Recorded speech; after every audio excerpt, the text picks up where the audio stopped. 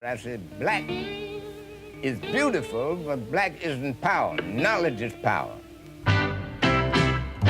My husband didn't make enough money Why didn't you make enough money? because he was Negro.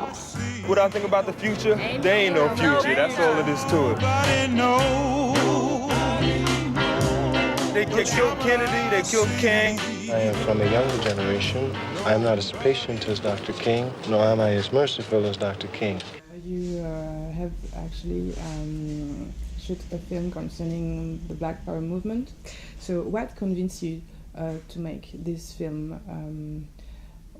Did you think that there was enough material to make this film?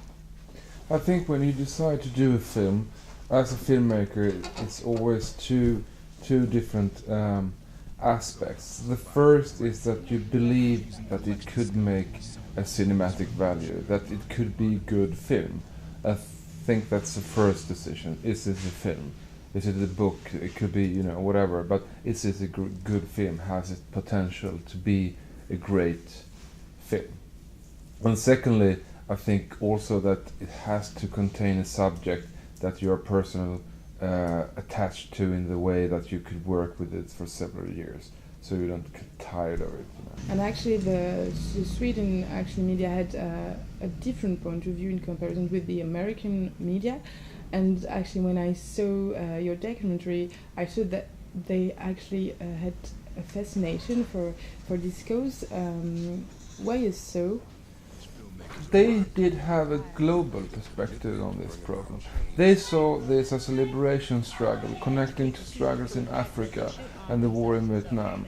So I think that's, what made them different. And you also have to remember that in America at this time, mainstream media was about, the only time these people were on mainstream media was, connected to court cases and crime and so on.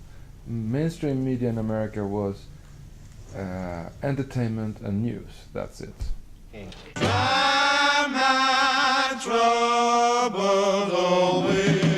I do agree with fighting fire with fire.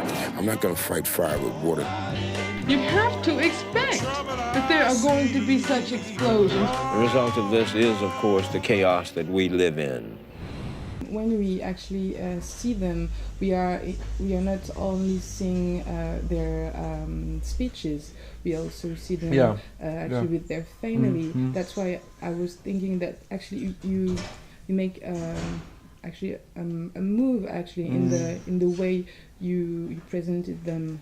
Yeah, of course you try to present them in a way that you connect to them on a human level. And the interview with Stokely's mother is, it's great. It's just a great scene. So of course it should be in the film,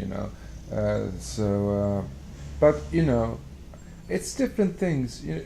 Concerning Angela Davis, for instance, you can read her books and you get, a very, very good, image of what she tried to say. But meeting her is something else. You see her, you feel her, and then you can read her books more easily, I think. So, yeah. For the commentary, you've chosen to actually make people talk about the events. Actually, there are black singers, figures, activists like Angela Davis, Erykah Badu. They appear actually as narrators in the documentary. Why did you choose to do that?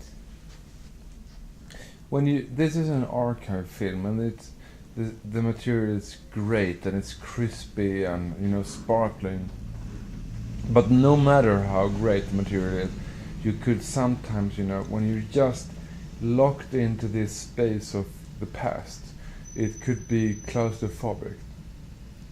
So in order to put some oxygen into that container, I wanted to add contemporary voices,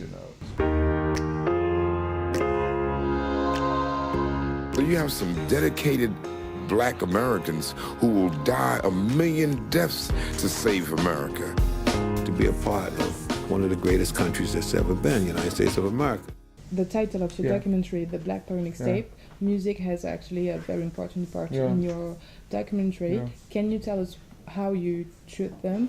I asked Questlove from the Roots to make the music, especially for the film, since I think they're connected in a way that they use his old instrument in a new way, and they are very they're the best hip-hop band, I would say. They are the only hip-hop act that really performs like a band.